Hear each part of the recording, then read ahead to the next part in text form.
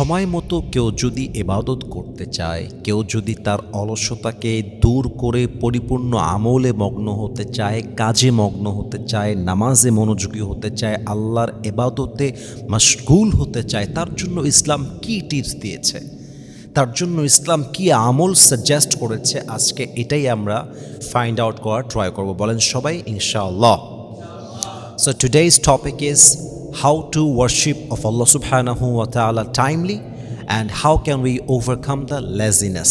আমরা ইবাদতটা কেমনভাবে টাইম মতো করতে পারি এবং ভেতরে যে অলসতা কাজ করে যে কোনো আমলের ক্ষেত্রে, যে কোনো কাজের ক্ষেত্রে, এই অলসতাটা আমরা কেমনে কাটাতে পারি সে বিষয়ে আজকে আমরা ডিসকাশন করব।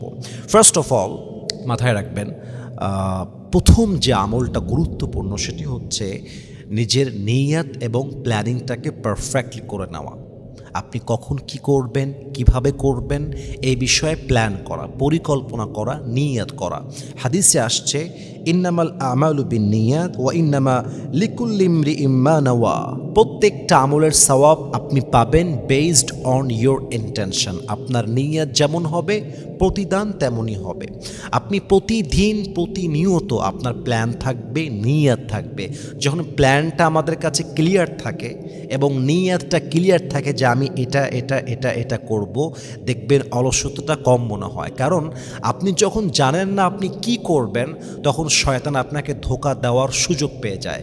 কিন্তু আপনি যখন জানেন যে at this moment I have to do this things, আমাকে এইটা করতে হবে এবং ওই সময় ওইটা করতে হবে, তখন শয়তান আপনাকে চাইলেও উইসপারিং করতে পারে না, ওয়াসওয়াসা দিতে পারে না। কারণ আপনি you know about your plan, আপনি জানেন যে আপনাকে কী করতে হবে। এই জন্য ফার্স্ট অফ অল যদি অলসতা দূর করতে চান, টাইমলি ইবাদত করতে চান, আপনাকে প্ল্যান রাখতে হবে এবং নিয়তটা ক্লিয়ার রাখতে হবে, নাম্বার 1। নাম্বার 2, আপনি যদি সময় মতো ইবাদত করতে চান এবং অলসতা থেকে মুক্তি চান, 5 ওয়াক্ত নামাজ অন টাইমে আদায় করতে হবে। I repeat again, you have to perform সালাহ অন টাইম। আপনি যদি 5 ওয়াক্ত নামাজকে বাজামাত রাইট টাইমে আদায় করতে পারেন, পৃথিবীর যে কোনো কাজ আপনার জন্য ইজি হয়ে যাবে। আমাদের প্রবলেমটা কোথায়? আমরা আসল জায়গায় ফোকাস দেওয়া বাদ দিয়ে নকল জায়গায় বেশি ফোকাস করি। অনেক লোক এমন আছে ওদের কাছে তাহাজ্জুদটা এত বেশি গুরুত্বপূর্ণ এবং এর লেভেলটা এত হাই, যে পরিমাণ হাই তার হৃদয়ে নামাজটা 5 ওয়াক্ত যে পড়বে জামাতের সাথে এই ব্যাপারে নাই। অর্থাৎ তার কাছে 5 ওয়াক্ত নামাজ জামাতের সঙ্গে আদায় করা যতটা গুরুত্বপূর্ণ তার চাইতে তাহাজ্জুদটা বেশি গুরুত্বপূর্ণ। সে ওই দিকে ছোটে, সে ওই দিকে দৌড় দেয়।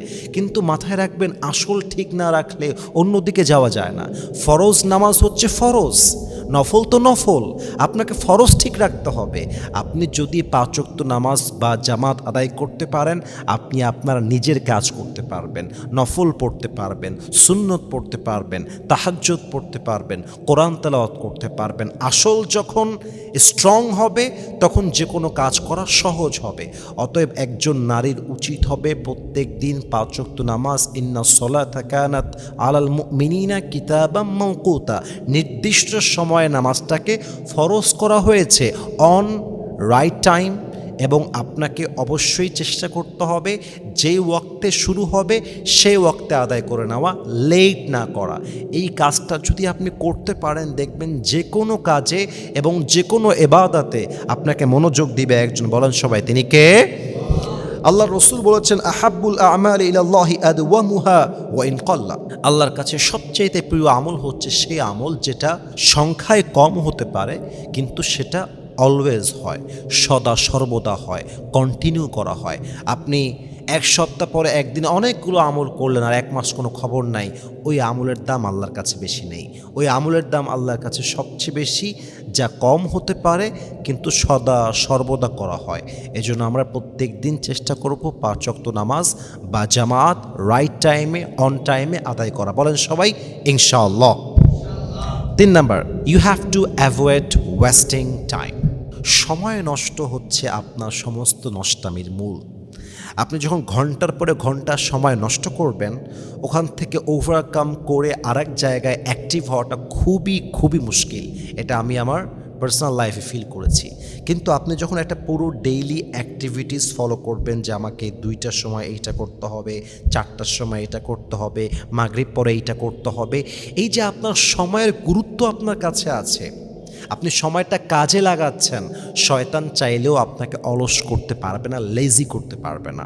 দ্যাটস ওয়াই আমাদের ট্রাই করতে হবে যে আমাদের যে ভ্যালুয়েবল টাইমস আল্লাহ দিয়েছেন আমাদের হায়াতের ভেতরে, প্রত্যেকটা সময়কে আমরা কাজে লাগাবো। রাজি আছেন তো সবাই ইনশাআল্লাহ? 3 নাম্বার, আপনারা টাইম ওয়েস্ট করতে পারবেন না, আমরা টাইম ওয়েস্ট করতে পারবো না। 4 নাম্বার হচ্ছে, যদি আপনি ইবাদতে মনোযোগ চান এবং অলসতা দূর করতে চান, আপনাকে তাহাজ্জুদে উঠতে হবে, আপনাকে ফজরের ওয়াক্তে উঠতে হবে। যারা 11টার সময় ওঠে, 12টার সময় ওঠে, নামাজে মনোযোগ নেই, ফজরের কোনো খবর নেই, আমাদের মতো যারা আছেন, যারা অনেক সময় আমরা রাত জাগতে হয় এবং দেখা যাচ্ছে যে আমরা ফজরের পর না ঘুমাইলে আমাদের জীবনের অবস্থা খুবই খারাপ হয়ে যায়, দেখবেন যে বেশিরভাগ ক্ষেত্রে আমরা দিনের বরকতটা খুঁজে পাই না। কারণ দিনের বরকত তখন হবে যখন বান্দা ফজরটা দিয়ে দিন শুরু করবে, যখন বান্দা তাহাজ্জুদটা দিয়ে দিন শুরু করবে, ফজরের পরে কাজ করবে। কারণ আপনার এই যে morning activities, morning productivities very important. আপনার ফজরের পরের সময়টা হচ্ছে সবচাইতে বরকতপূর্ণ সময়। এই জন্য আমরা চেষ্টা করব প্রত্যেক দিন ফজরের সময় ওঠা, তাহাজ্জুদের সময় ওঠা, ফজরের পর থেকে আমরা কাজ শুরু করব। রাজি আছেন তো সবাই ইনশাআল্লাহ?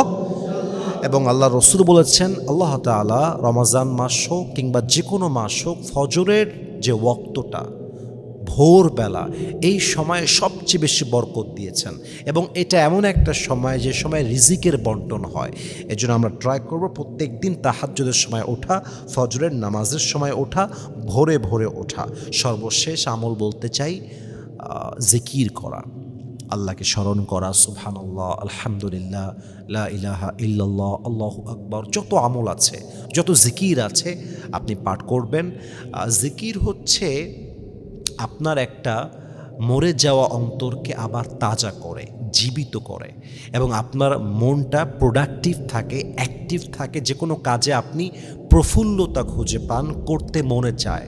আর যখন জিকির নাই, নামাজ নাই, ইবাদত নাই, মনটা মরে যায় এবং মনটা যখন মরে যায়, আত্মা যখন মরে যায়, বান্দা কোনো কাজে তার গুরুত্ব খুঁজে পায় না, অলসতা কাজ করে, লেজিনেস কাজ করে। এজন্য অলওয়েজ জিকিরের মাধ্যমে, দোয়ার মাধ্যমে মনটাকে অ্যাক্টিভ রাখবো, আত্মাকে আমরা অ্যাক্টিভ রাখবো, প্রাণবন্ত থাকবো, অলওয়েজ উজ্জীবিত হয়ে যে কোনো কাজে আমরা ফোকাস করতে পারবো। বলেন সবাই আওয়াজ দিয়ে ইনশাআল্লাহ। আমি দোয়া করি আল্লাহ তাআলার কাছে, আল্লাহ যেন আমাদের সবাইকে অলসতা দূর করে প্রত্যেকটি ইবাদত মনোযোগ সহকারে আদায় করার তৌফিক দান করে। আমিন।